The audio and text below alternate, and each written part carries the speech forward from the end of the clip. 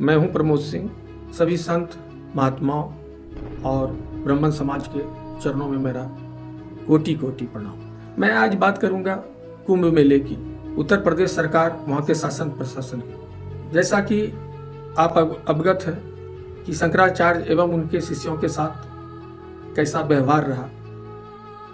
ऐसा लगा कि महाराष्ट्र के पालघर की घटना भी बौनी साबित हुई इस घटना के सामने। शंकराचार्य से हो सकता है कि आपका राजनीतिक कोई द्वंद्व रहा हो, लेकिन उनके शिष्यों ने आपका क्या बिगाड़ा था? क्यों उनके साथ ऐसा अपमान हुआ, ऐसा बर्ताव हुआ? चोटी पकड़ के क्यों खींचा गया? कभी आप पुष्प बरसाते थे उसी कुंभ में, और 80 वर्ष के संत पर आपने जूते बरसाए। आपका दो चेहरा नजर आता है, वास्तविक चेहरा बताइए। कोई भी सच्चा सनातनी साधु संत ब्राह्मण का अपमान बर्दाश्त नहीं करेगा। हम लोग जहाँ तक अभी तक पढ़े लिखे या समझे हैं कि अगर साधु संत ब्राह्मण का कहीं अपमान होता रहे तो या उसे उसी जगह दंड दो या फिर वहां से चुपचाप मुंह छुपा कर चले जाने में ही भलाई। गाय सामान्य पशु नहीं है, गंगा समान नदी नहीं है, वैसे ही पीपल समान वृक्ष नहीं है, तुलसी सामान्य पौधे नहीं है, शालिग्राम और शिवलिंग समान पत्थर नहीं है। वैसे ही साधु संत ब्राह्मण ये समान नहीं होते हैं, ये विशेष होते हैं। इनका संरक्षण संवर्धन करना पूरे देशवासियों की, हम सभी सनातनियों की जिम्मेदारी भी। वेद पुराण शास्त्र सभी इस देश की रीढ़ है, तो साधु संत ब्राह्मण इनकी धमनियां हैं। इनका आशीर्वचन लहू के समान इस देश को सिंचित और समृद्धित करता है। अगर शंकराचार्य गंगा किनारे अपनी पालकी लेके गंगा के निकट ही जाके स्नान करने को सोच रहे थे तो क्या दिक्कत थी आप स्नान करने में? कुंभ संतों से शुरू हुआ है।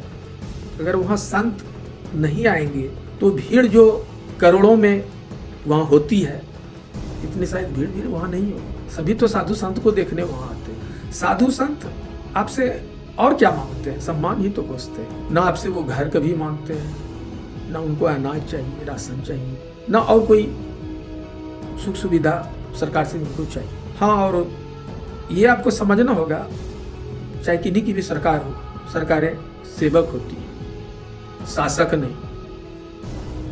और शंकराचार्य जी तो महान है और वो स्वामी है, सभी सनातनियों के स्वामी है। तो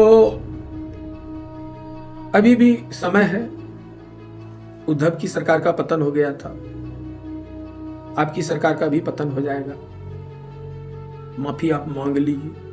शंकराचार्य माफ कर भी देंगे, उनके शिष्य माफ कर भी देंगे। जहां तक मैं तो बीजेपी को कभी माफ नहीं करूंगा, ना सच्चा सनातनी कभी आपको माफ करेगा इस कुकृत्य के लिए। आपने उन अधिकारियों को सस्पेंड भी अब तक नहीं किया। कैसे वो संस्कार वो लेके थे जो कि साधु संत पर उन्होंने जूते बरसाए, चोटी पकड़ के खींचा?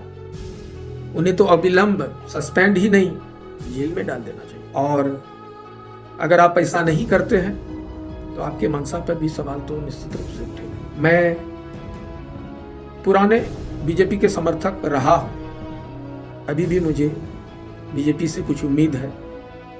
इस बात को जानेंगे, समझेंगे और पुनर्विचार करेंगे, अफसोस भी करेंगे और शायद माफी भी मांग लें। इसी में देश की भलाई है, बीजेपी की भलाई।